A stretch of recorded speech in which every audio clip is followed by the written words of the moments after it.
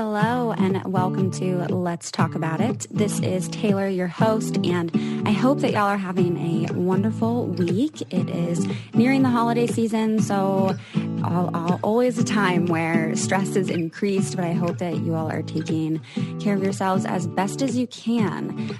Today's episode is unlike no other. This is a topic that I knew nothing about prior to my class on it, and so I'm super excited to have Dr. Laurie Bennett Cook on the podcast today.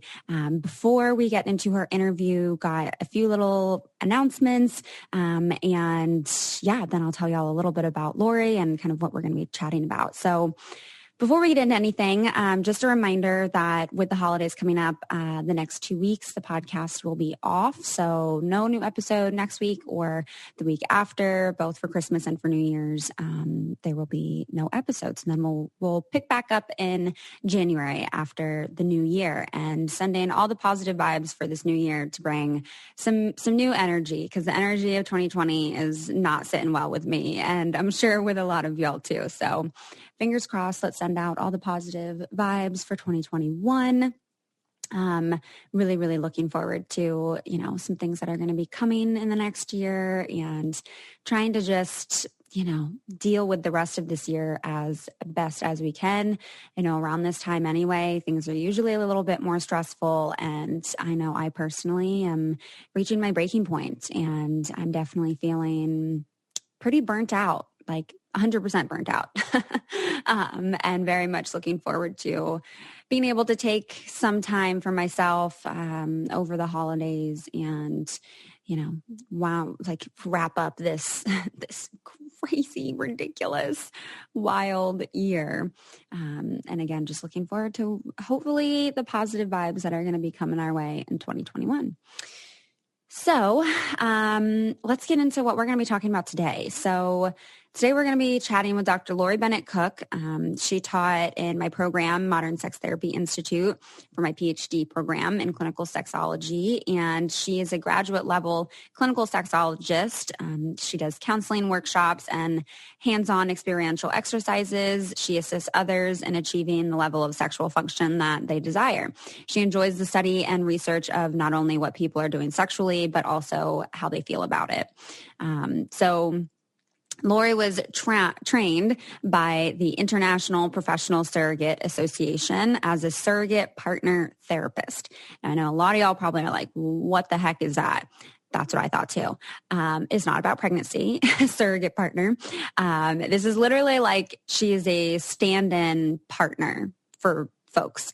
And we'll get into that a little bit more. And that does mean that on occasion, she is having sex with them, but not all the time.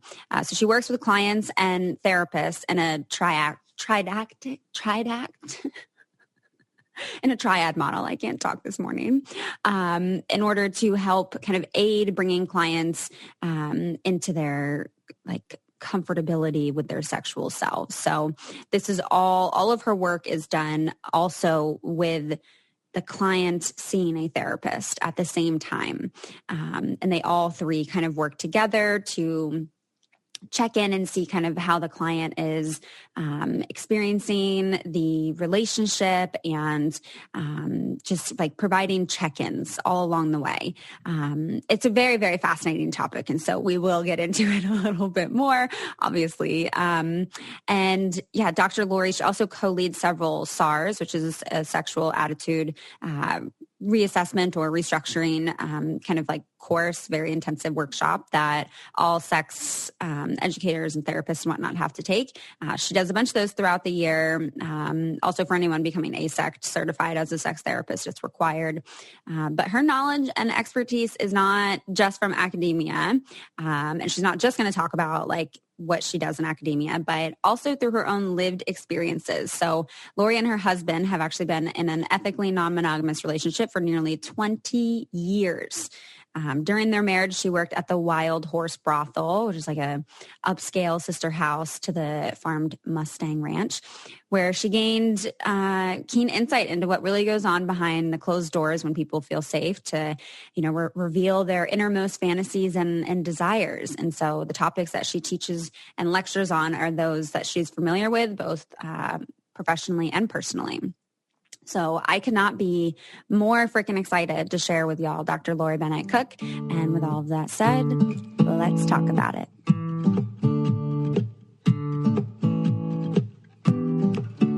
All right. Welcome, Laurie, to the show. Thank you so much for taking the time out of your day to be here and chat with us today. Thank you very much for having me. Looking forward to being here. Yeah. So I'm so fascinated and appreciative of your teachings, of the work that you do, which we'll get into. I was first introduced to you because you taught a course at Modern Sex Therapy Institute, where I'm doing my PhD in clinical sexology, and just bit by bit in the presentation, I was like, whoa. Super, super fascinated with all the work that you do. And I imagine for many of our listeners, as they get into this episode, might be feeling similarly as I did, as I don't think that the work that you do is very well known. I think a lot of people don't really know that this is a thing that happens or how it happens. I would say that's accurate. Very accurate. Yeah. So we're going to talk about surrogate partner therapy, but first, you did not just, end up here in surrogate partner therapy. You've had quite the journey to get to where you're at today. So I was wondering if you could maybe first kind of start off sharing with us a bit of how you got into like the field of sexuality and sexology itself. Okay. Yeah. So I got into the field of sexuality itself just from my own personal journey. I was raised a very decent, good little Mormon girl and checked off all the boxes, had 3 kids by the age of 20, had married my high school sweetheart, the whole thing, which, was fantastic. It worked for me for quite a while until it didn't. And as I grew and matured myself, I knew there was more about my life I wanted to explore. So in my early 30s, I got divorced. I met a friend that was a friend with benefits, and he encouraged me to explore my own sexuality, which I was excited to do. We've been non-monogamous the entirety of our relationship. So that, I think that going into that felt right to me. He had always been that way, but to me, having only ever been monogamous and been with one person, I was looking forward to the opportunity of actually experiencing myself with other people. So not being a risk taker, I jumped at the opportunity. I was recruited to come work at Wild Horse Saloon, which is the sister house to Mustang Ranch. It's a brothel outside of Sparks, Nevada. We had been at a motorcycle rally, and there was a booth there, someone selling T-shirts. I had to get one. Went and chatted with the lady, and she said, you should come work for me. I was 40 at the time, and I thought, of course not. I'm not some tall, slender, platinum waist-length, blonde-haired, Barbie-looking person. And she said, absolutely don't worry about that. You're just what our businessmen would want. I thought that was interesting. But I didn't take her up on it. I went home for a year. I was in law school at the time, attending that. A year later, we went to the same rally, saw the same lady, and she said, you never called. So get in here, let's interview. That was interesting, having an interview. Yeah. What is that like? Right? An interview for a brothel. It was a little different. Yeah.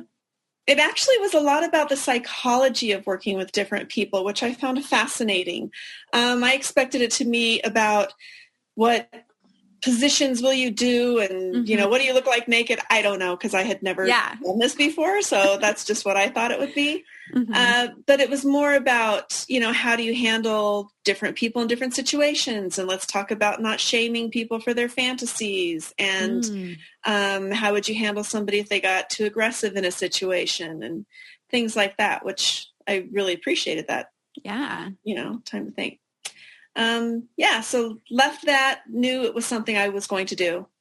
Like right after the interview, you were like, yeah, I'm going to do that. At the interview, like I knew, like on our way back to the bikes, I'm like, I know I'm doing this. And a lot of it is because I'm not a risk taker. So just meeting people off of Craigslist or on swinger sites or wherever it just felt risky to me. But this felt like I can go explore my sexuality. I can learn what people are doing and think about sexuality, and I can be in a safe place, and I'm getting paid for it. Yeah. So, sounds like a good deal. Right? And it was. So I went for the 2 weeks. 2 weeks turned into a year. When I went to go back to law school after all that time, my heart just wasn't in it. And I knew that I would be pursuing something in sexuality. So yeah. I am. Yeah. Yeah.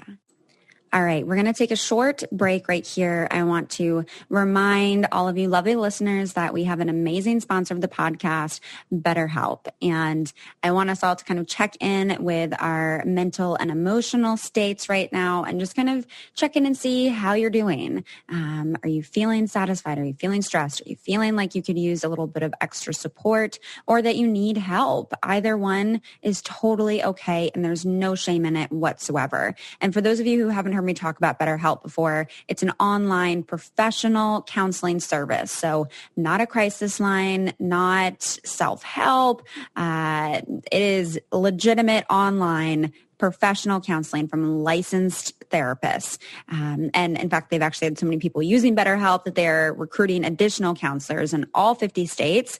So this little check-in here is for not only those who are wanting or needing support, but those who can also offer it.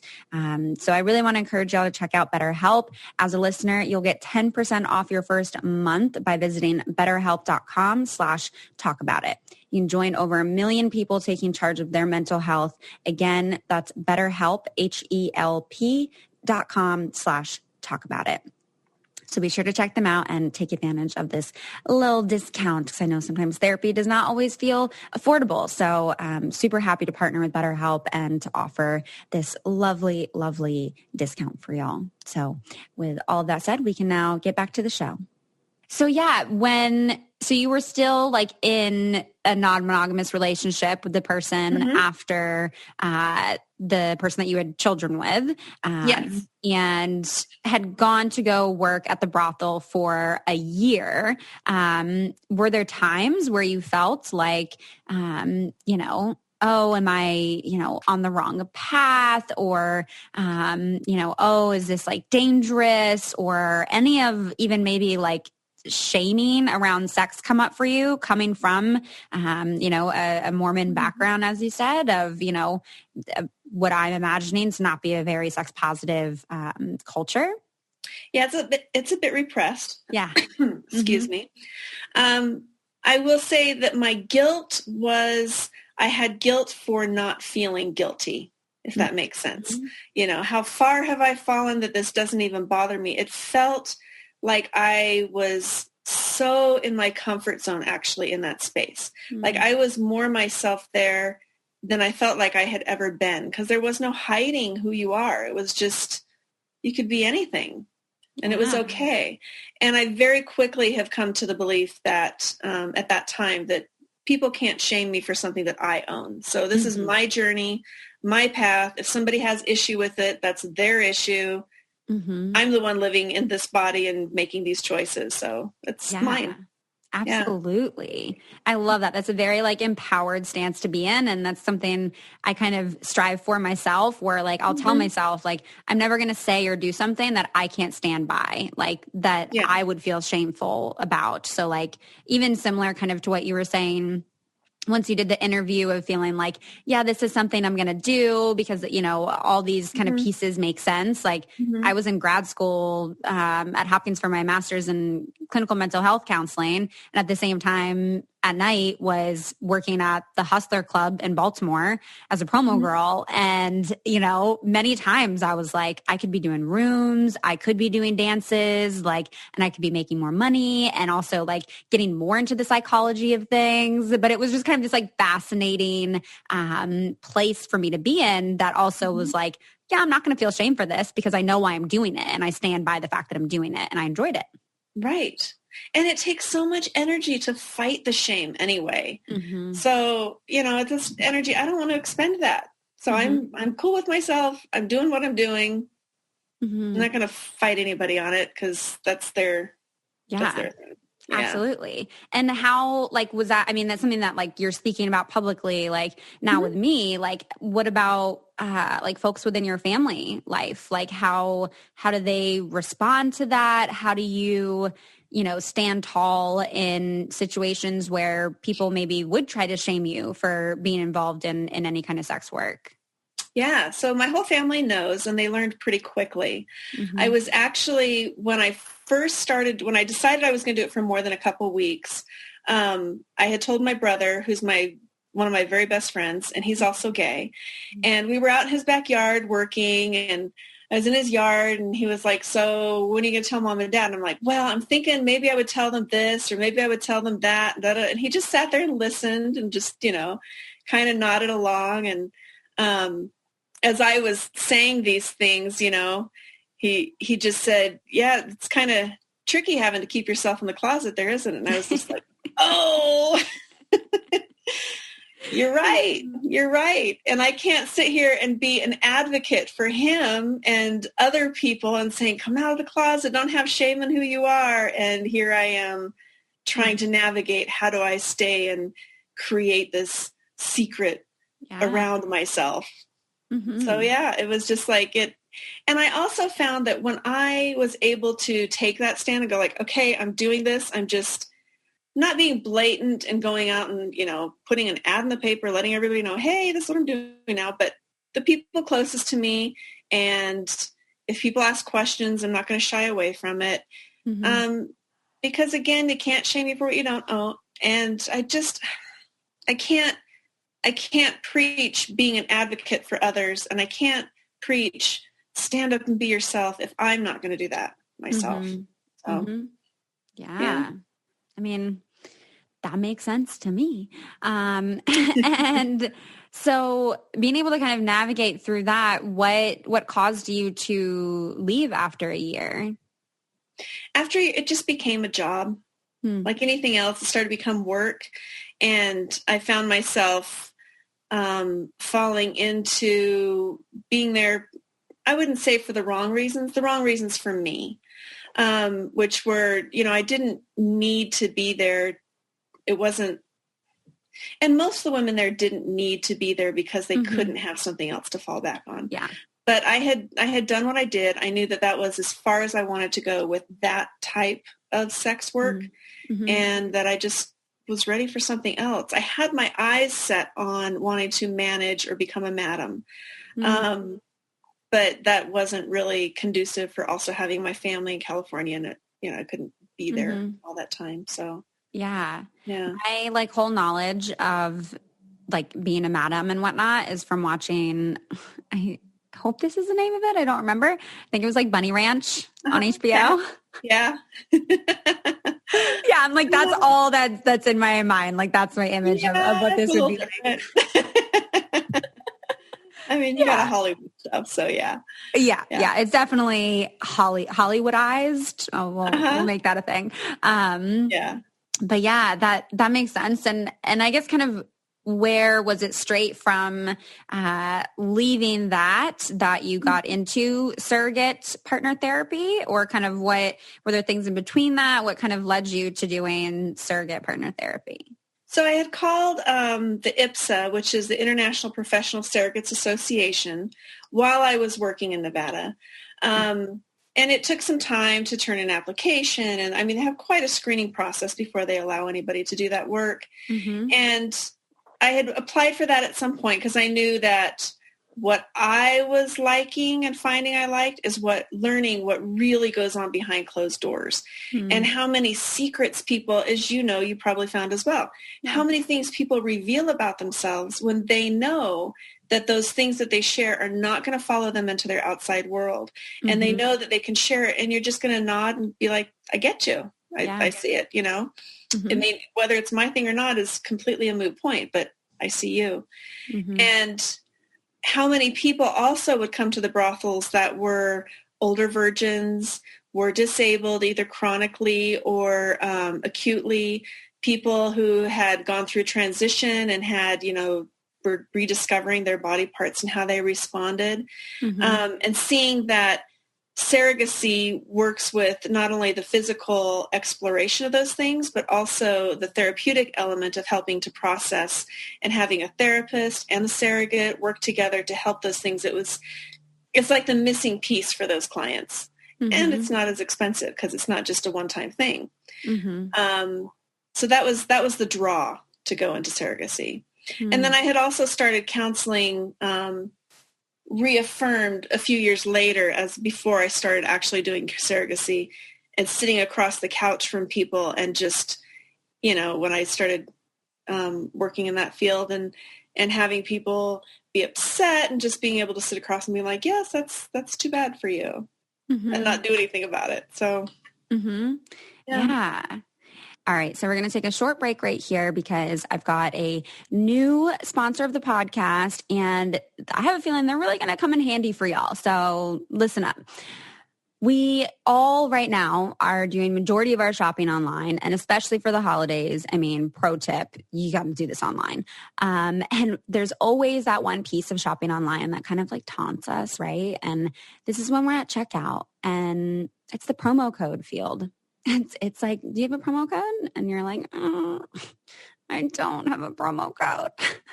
And now, thanks to Honey, manually searching for coupon codes is really just a thing of the past. We no longer have to scour the internet for that because Honey is a free browser extension that does it for us. They are the ones that scour the internet for promo codes and apply the best one to your cart. They support over 30,000 online stores. They range from sites that have tech and gaming products to popular fashion brands and even food delivery. And that has been my go-to. So like imagine that you're shopping at one of your favorite sites, and when you check out, the Honey button drops down and all you have to do is click apply coupons. You wait a few seconds as Honey searches for coupons that it can find for that site. If Honey finds a working coupon, you'll watch the prices drop. And that is like the best part.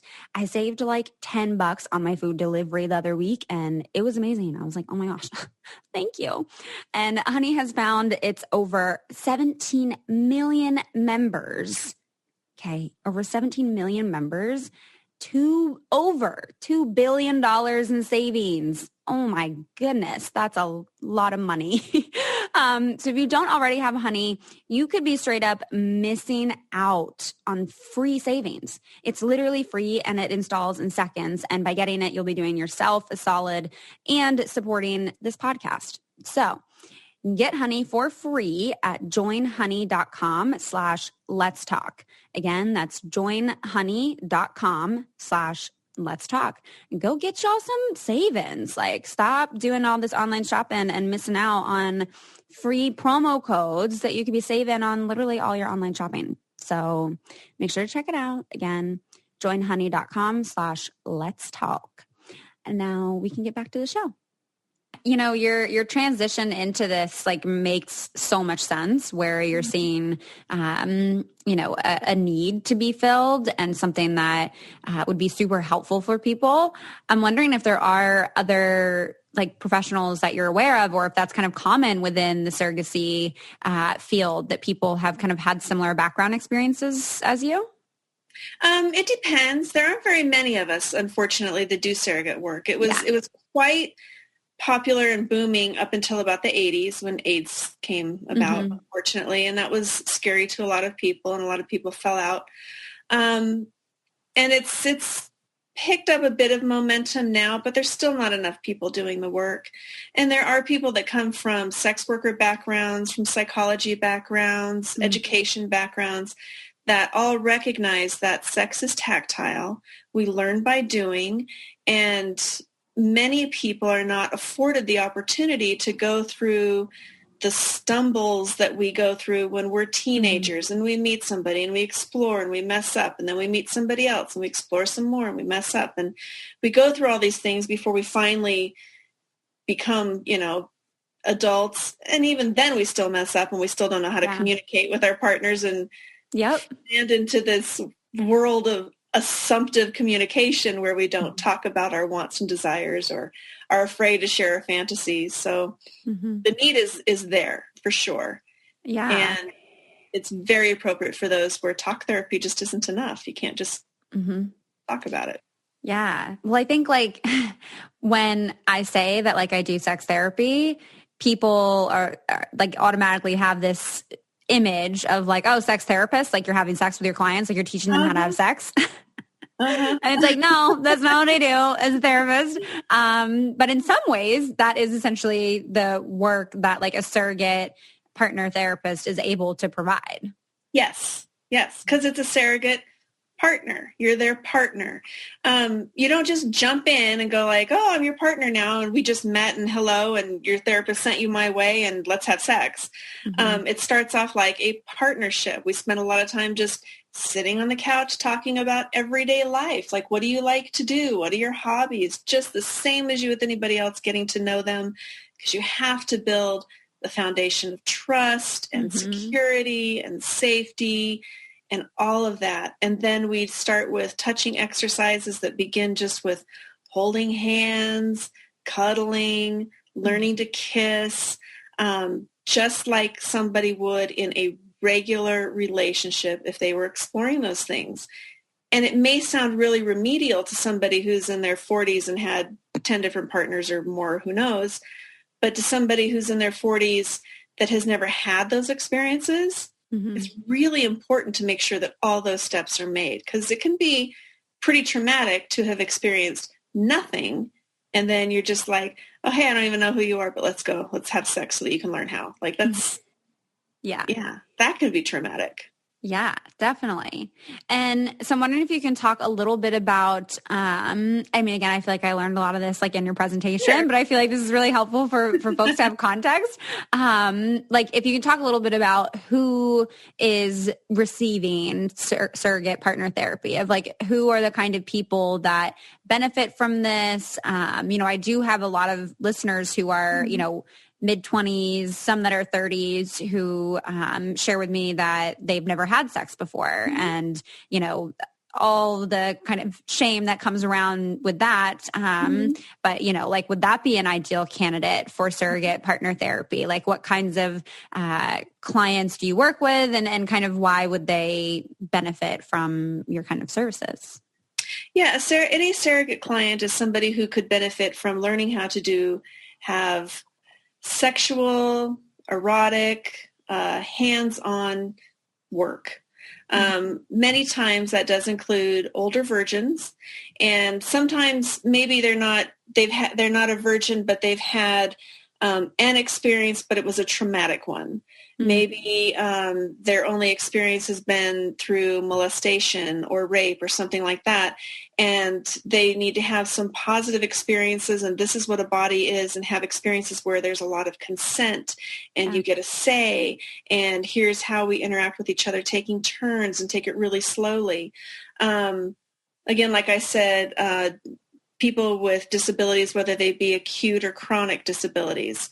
Sometimes it's just learning how to navigate your body, how to have a conversation with somebody, because unfortunately people that find themselves in need of caretakers many times can be abused by those caretakers as well. So they haven't had some positive sexual experiences. Or just the opposite, they're not seen as sexual beings at all, and they're only handled in such a way that is just like, oh, it's your body, I just got to clean it, and it's so abstract that there isn't any real care that takes place. So being able to be at the receiving end of something like that also helps somebody gain a voice so that they can request those things, or when somebody's handling them, to express their boundaries around those things as well. And exercising a voice, because sometimes when you don't have a lot of agency over your body, it's hard to remember that you can exert agency over your body. If that makes sense. Yeah, absolutely. Yeah. So, yeah. It's, I mean, again, I'm just thinking about like how essential work like this is to folks being able to experience the full gamut of sexual health, of consent, of boundaries, of pleasure, of protection, of, care, like all of these things, I think are things that unfortunately we lack within our sex education system, within our first sexual experiences and so forth, that having someone who was trained, who was a professional, walk you through some of those things is like, my gosh, that is like so valuable, and could literally be life-changing for folks, I would imagine. Oh, for sure. For sure. And one of the things that we leave out of our sex education with people, even when we talk about pleasure, because that's finally starting to become in the conversation. We talk about sex education, we talk about pleasure and how it's okay, feel pleasure for yourself. But we also forget that the person at the other end of us that's receiving, like we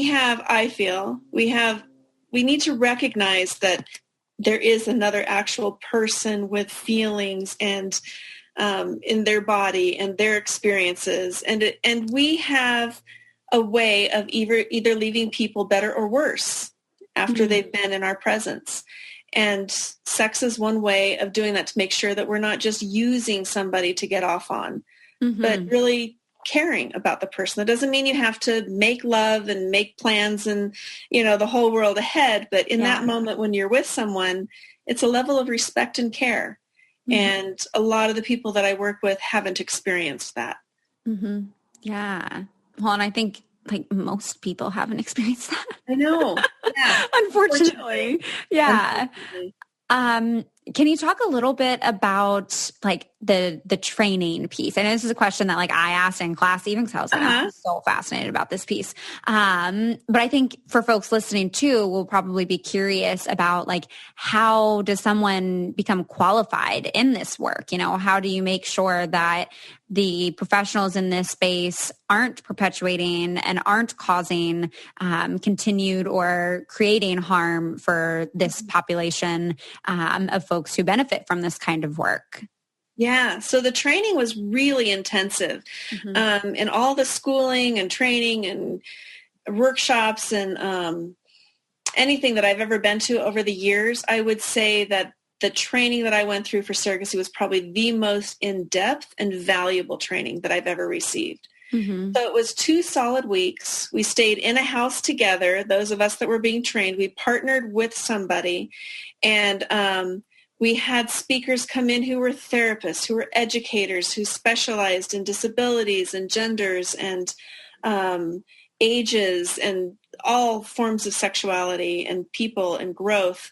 We got lectures this was like 10, 12 hours a day of lectures. And also at the same time this is going on with our partner, we continually went through role play of one of us being the client and one of us being the surrogate, and back and forth through every single step of every single part of the journey that we would be taking a client on. So we know what, not only just like by reading it, but we know and experience what it feels like to be going through what our client is going through too, and journaling every night and sharing every morning. And it was a big training on personal growth, personal depth. It was very heavy. I left there feeling incredibly raw, which is great because I can just, I can just imagine how raw our clients feel and the level of vulnerability and trust that it takes for any of them to come be in our presence. And it was just very intense and very valuable. And I've said it to many people before that anybody who's just planning on being a clinician who sits in the chair and might oversee a client who's in going through surrogate partner therapy, they would benefit from going through the training as well, because then you have even a better idea of what your client and your surrogate are going through. Because as the therapist on the job, you're going to be overseeing both parts of that, the client and, 3 parts, the client and the surrogate, and the client and the surrogate together. So not saying you're in the room with them, but you're there to help everybody process and write the notes on the progress and all of it. So is incredibly valuable, incredibly valuable. It's a well-oiled machine of training. Yeah. And one of the questions that I'd asked, and that I think is important to note on here as well, the diverse population of folks that you would work with in this field, like especially considering, different socioeconomic statuses, considering different races, considering different kinds of disabilities, of how the training that you receive, or maybe the continued training that you receive, helps to ensure that folks aren't acting on biases in that area. When you're working with like one partner for 2 weeks, who's maybe an able-bodied white person as well, how does that, how do you become aware of how you show up differently or how you work differently maybe with someone who, say, is perhaps Black and has cerebral palsy, right? And that kind of process. Like, I'm curious a little bit more on that piece. I think a lot of those things are addressed in the training, but a lot of that has to come from the provider themselves. So you need to be able to recognize if you have biases in any of those yourself, for sure. If so, they need to be addressed as quickly as you think that they can be, because the person sitting across from you, regardless of whatever packaging they come in, is there in need of your care.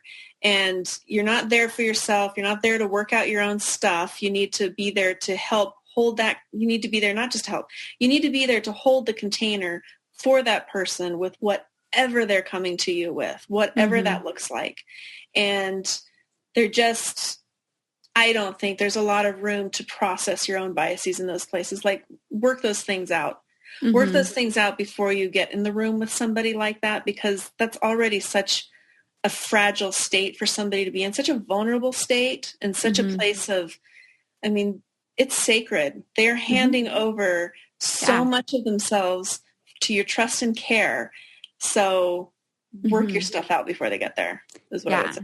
Yeah. Definitely. I hope people do. Similar with therapy, throughout your therapist training, you certainly do have reflective work where you are considering your biases in those areas, because when you are doing the work, that's not necessarily the time to do like the in-depth on that. Certainly you might become aware of it, and then you need supervision and you need consultation to kind of process through it. But yeah, dangerous to do the two simultaneously. But just like as you even speak on, the amount of care that you are providing for that person, like how many clients even do you take on at once? Like, that's a lot of like being a caretaker, that like, where does your self-care come into play? Like, as a professional, you got to have your own boundaries and all of that. But like, yeah, that's literally actually more hands-on than even what a therapist does. And even just as a therapist, like, there's a lot of checking in and, time for self-nourishment that you need to do, and implementation of boundaries as well. So I imagine that's like extra needed from someone doing surrogate partner therapy. It is for sure. It is for sure. It's a lot, going back to something that you said about working out our own stuff. Part of that is because, a big part of that is because I feel we have the ability with our clients to do more harm than good if we have not worked out our own stuff. So for sure, work it out. Self-care, the most clients that I've had at once that were in surrogate partner therapy at once was 7. And that was, I probably could have taken on a couple more, but that was enough. That's not 7 in a day that I'm seeing, mind you. Yeah. So each session is a couple hours. Some people are a couple times a week. Some people are once a week. But it's a lot to be on, and really be on target with one person that intently for that period of time, because the emotions are so deep, and it does wear on your own self because you're using your body for everything. I'm very fortunate that I have a partner that's very understanding, and on days that I work, still to this day, and I'm just doing, counseling virtually right now, but if I have a long day, but then of course does psychiatry too. So I think he gets it, but if I have a long day, it's takeout for dinner. It's all about, cuddles and back rubs and whatever's needed. And we both recognize that each other will need that as well. Cause it just, it's a lot to carry the heaviness of other people. When you care, it's a lot to care. Yeah. It takes a lot of energy to care, but that's okay. Yeah. Well, I imagine, in some ways, maybe similar to therapy, like for me, holding that space, it's something I enjoy doing, something I do get a certain level of fulfillment from, with boundaries, holding that space and having that connection. And similar to you, I consider therapy a very sacred, special space. And if I were doing surrogate partner therapy, absolutely, that's even more intense. So yeah, that makes sense that you would definitely need that time, and having an understanding partner, I imagine, goes a very long way. And you've been with this partner for 20 years now. Is that right? About 20. Well, it'll be 18 years in February, or 19 years in February. Yeah. Yeah. And the entire time consensually non-monogamous. Yep. Yeah. Can you talk about that a little bit? Sure. What do you want to know? Yeah. Well, I think a lot of folks, there's so many misconceptions around non-monogamy, consensual non-monogamy. And I think there's so much critique of like, does it work? Does it not work? Like, oh, it just doesn't work, when it's like, well, does monogamy work for a lot of people? Because it doesn't seem like it does. It works for some people. But I think it's rare, at least, that people actually can hear from or see examples of consensual non-monogamy, quote unquote, work out in a way that's healthy and fulfilling and long term. So I'm wondering if you can kind of speak to just the overall experience of being consensually non-monogamous for almost 20 years, and maybe just kind of what you would attribute this to, quote unquote, working for the two of you. I think what makes it work for the two of us is that we don't have the labels of like consensual non-monogamy or any blueprint of how it has to look all the time. It's more like a freedom-based relationship in the regard that we each see each other as autonomous individuals capable of living and loving and going about this world successfully on our own, but we make even a stronger partnership together. And we do make a really good power partnership together. And I think the reason that it's such a power partnership together, not just in general, but also in the non-monogamy, is because I want to support and love him, whatever that looks like in his life. And I don't want him ever not having an experience because, oh, she wouldn't let me, or she doesn't want me to, and vice versa. His way of doing non-monogamy is that he enjoys friends with benefits. He likes to go play now and then. If he were to meet somebody and get along, hang out with somebody for a couple hours here and there, that's great.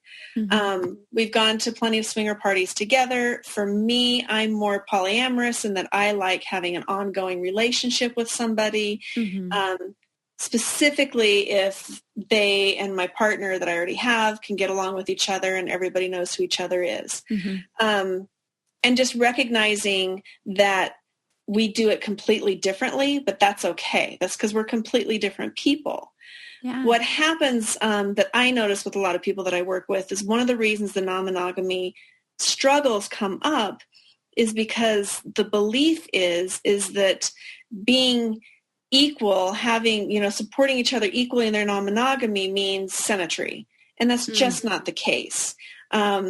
If one of the things that I see happen frequently is that the woman will be bisexual, so she has a girlfriend, but then she gets upset if the husband also wants a girlfriend because, no, I have a girlfriend, so that's same sex, so you should have a boyfriend. He's like, but I'm not bisexual. Yeah. The equality comes that she's expressing and having her experience and being supported. He's expressing and having his experience and being supported. That's what it is. Maybe they're one's mono and one's a complete swinger. Maybe one's monogamous and one's polyamorous. Maybe they're both polyamorous. Maybe, they both like to swing, but one's also polyamorous. The blueprint can go on and on and on and on forever. But support and love and recognition that we are completely different people. Just like we usually like our pizza differently, like we like to, our ideas of how to fold the laundry is different. Like there's so many differences that we express. But for some reason, when it comes to expressing our sexuality, we have a real issue with that. And we need to recognize that that's okay to be different as well. What was it like for you to kind of start unpacking that? Because I imagine that wasn't always your framework, right? That there would have had to have been, there would have had to have been some unpacking and some processing around that to even get to the point that you're at today. Yeah, it was tricky unpacking because I had never even known non-monogamy was any kind of a thing prior to meeting my husband, other than polygamy within the Mormon church, which in my view of seeing all that unfold, I was like, well, they get lots of wives. Why can't I have lots of husbands? Yeah. But that just wasn't a thing they did. So for his part, he just encouraged, and I would go and meet up with somebody and then come back home, and meet up with somebody and come back home. And that went on for probably a year and a half. And he really wasn't doing a whole lot outside of us. But I mean, I had some he'd been doing this his whole life, and he was in his 40s, and here I was never having done any of it. So I had some catching up to do, which was fine. And he let me go at my pace, which I recommend to anybody exploring this. Please go at the pace of the slower person. You don't want to push anybody into any of this. Yeah. And so he would sit back, and I recognized that as I'm going and exploring this, our relationship together was still growing. And I was recognizing that the more I would kind of flit around too, the more I could share and talk with him about. And it was kind of like, there's no subject off limits now. Yeah. We can talk about anything. And that was incredibly secure feeling. And then also recognizing how much of our being together was out of choice and not obligation. And many times we go into relationships by choice, but then it becomes obligation over time. And it's never been obligation, because both of us know that we're completely capable of living, surviving, taking care of ourselves outside of each other. So it's very secure feeling knowing that we're both here by choice. Yeah, definitely. Well, and I think within our patriarchal society that oftentimes some cis heterosexual women do feel like they have an obligation to be in a relationship, even when it's not one that they're enthusiastically consenting to, that this man is pursuing them. And so who are you to say no to that? That's what every little girl's been dreaming of since she first watched, Cinderella. Like, this is her Prince Charming coming for her. You can't say no to that. So I think that there are kind of some pressures in general of like women being in relationships, and then even if it is something like you said that you're enthusiastically consenting to, that you're super excited about, that you're in love with this person, that over time it can feel constraining and it can feel out of obligation. I think that's one of the things that like draws me the most towards consensual non-monogamy. And I'm wondering, because you said that you had 3 kids before the age of 20. And so how you structure conversations or, the dynamic of what the relationship is between you and your partner, with your children. Because I think a lot of people are like, oh, well, it's not good for the children. I get that all the time. What about the children? Yeah. I asked my youngest daughter that question when she was like 16 or something, how did it feel for you growing up, knowing that, I was going on a date with this person or whatever. And she just said, honestly, Mom, my world was fine. I just wanted to make sure I always had a ride to the mall. And, it comes down to our children just want to know that their world is secure. What upsets children the most when there's a divorce or a divide or a separation with their parents is, sorry about that. Okay. Where am I going to go? What about me? Where am I going to stay now? How's this going to upset my world? But in our relationship with my husband and I, to see that, whoever I was dating at the time would come over, we'd all barbecue together and all be hanging out together. And then the boyfriend and I would leave for a while, and my husband would be like, hey, you guys have a good time, and take care. It would be completely different, I'm sure, effect on the children if we were to leave and he was to be sulking around the house now and just like, oh, your mom's out again, or me. They feed on that too. And that harms them. But to just know he's just like, yep, she's out. She'll be back, later tonight. What can I help you with? And as if I was just out with my girlfriends, no big deal. There's no upset with us. And the kids know that their world is secure.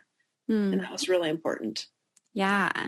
Well, but you kind of started out this journey of kind of going from like monogamy to non-monogamy and sex worker and now surrogate partner therapist, like while already being a parent. And so I imagine that there are like, kind of missteps along the way. And, I think like figuring out non-monogamy can be difficult, that there can be these like moments of contention where like that person might feel sad and might be like, well, that really makes me uncomfortable, like how do you navigate that, ensuring that it doesn't impact negatively the children, or making sure that it still feels enjoyable and respectful for both you and your partner?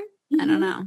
Part of that being respectful, though, is that those kind of problems I wouldn't be bringing home and talking about in front of my children. I'm not going to tell my children, like, Dave's been so mean to me, and, I'm going to go out with Frank now because your dad's being a dick. Yeah. That's not stuff that they need to worry about. So if a partner and I break up and have a falling out, they'll know, like, nah, things just aren't working out right now. So they don't need to know all the details about anything, just like they wouldn't if I was a single mom and dating. Yeah. They don't need to be burdened with everything. So not burdening them was just a conscious choice, not because of non-monogamy, but just being a parent. I just don't want to burden them with all that stuff. Bringing that home with my husband, we don't have a lot of rules with each other.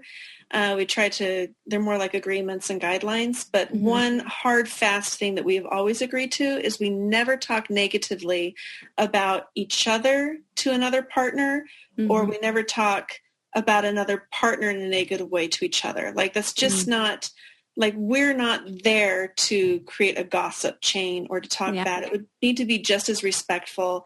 If I'm working something out with one of my partners, another partner is not there to be my therapist through that. I have a therapist for that. I don't need to, because all that does is make the other partners think poorly of somebody else. So that's really our biggest hard, fast rule. Yeah. Is to just not, because that's just not respectful.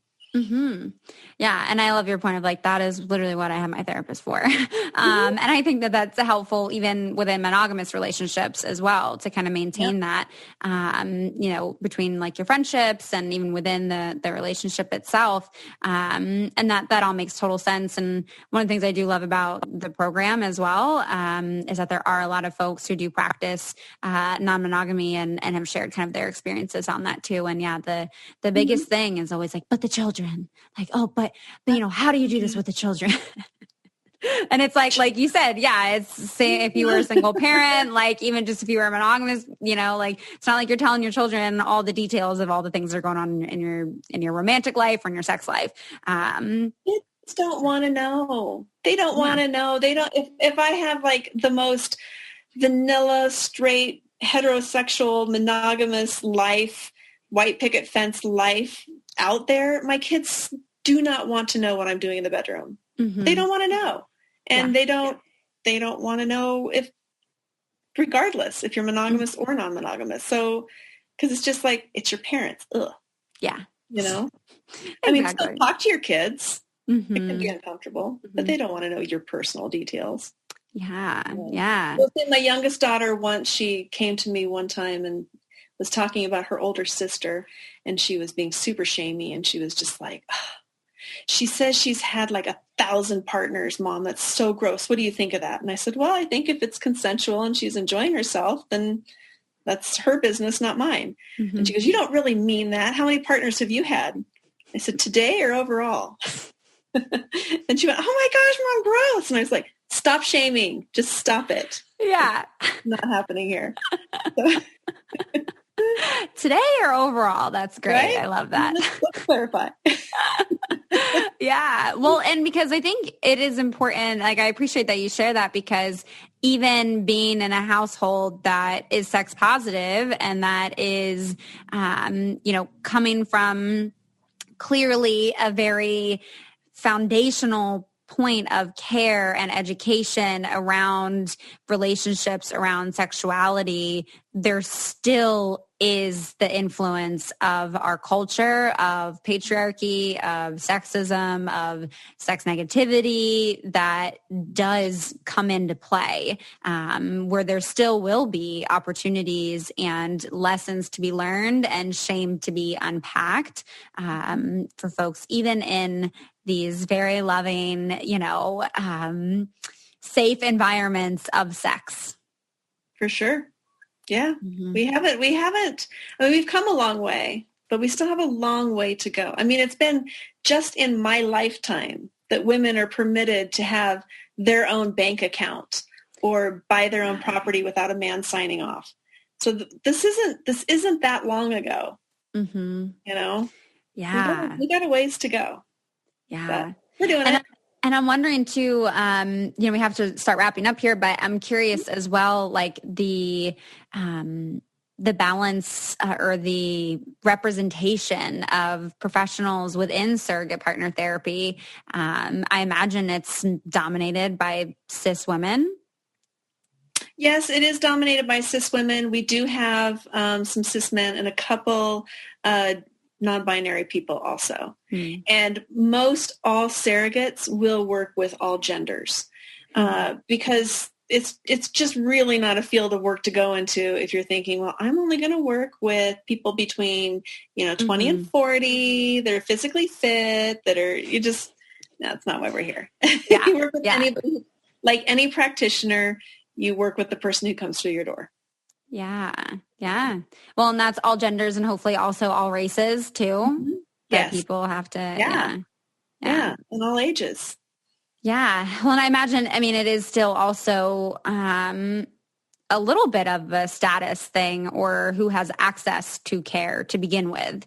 Someone that has access to therapy in the first place to then even have access to surrogate partner therapy.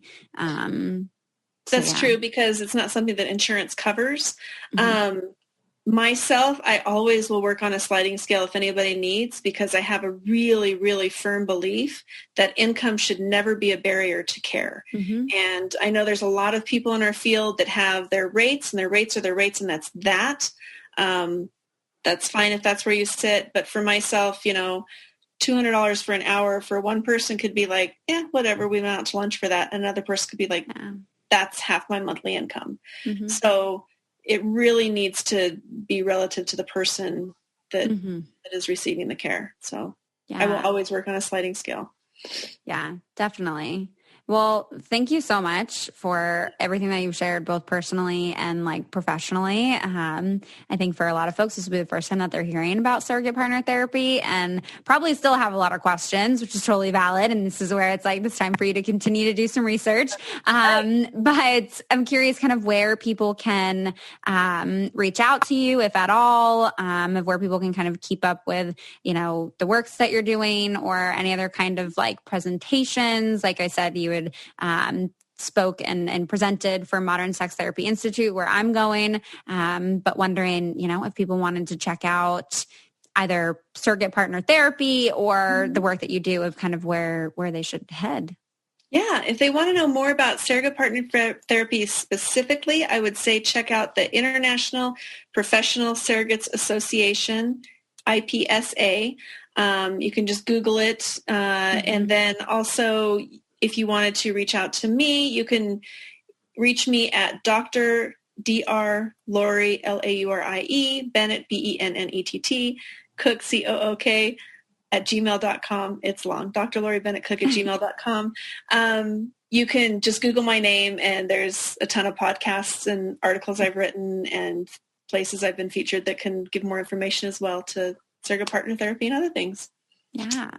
Amazing. Well, thank you so much. I mean, again, I think everyone at the end of the presentation was just like, holy shit, what an angel. Like that is some serious, amazing work that is so crucial, that is so needed for folks, and that honestly should be like interwoven throughout our sex education from a young age as well, to help prevent some of those traumatic experiences where people then do benefit from this kind of therapy. But anyway, yeah, my goodness, it's amazing, amazing work that you're doing. So thank you so much. And thank you for coming on the pod. Thank you for having me. I've enjoyed myself very much. Yay. Good. I love to hear that. All right, that does it for today's episode. Thank you so much for making it all the way through and keeping your ears, your hearts, and your minds open. It would mean so much to me if you could take a second or two after listening to this episode to leave a review on iTunes and let me know what you're enjoying about the show. I love reading, what your favorite episodes are, where you guys listen, and definitely feel free to share this with a friend. I mean, part of how we break down the stigmas around these topics is by talking about them, right? And sharing them with more people. So definitely share the podcast. And again, really wanting to include all of you in this podcast. So if you have questions or you want to share a thought or an experience, please send in a voice memo to ask.letstalkaboutit@gmail.com. And I'm really excited to keep having these conversations and breaking down these stigmas. So thank you all so much. I hope you have a wonderful rest of your week, and I'll talk to you next time. If you want to be the most interesting person at the cocktail party, well, hop on over and listen to the Brain Candy podcast. Our award-winning content will have you laughing while you're learning. We read all the best articles, books, and studies, and keep up with new TV shows, documentaries, and pop culture. And then we cram it all into 2 shows a week. Conspiracy theories, cannibal rabbits, unsolved mysteries, the history of the Walkman. There's something for everyone. The Brain Candy Podcast. Find our link in the show notes. Or simply search for the Brain Candy Podcast on your podcast app.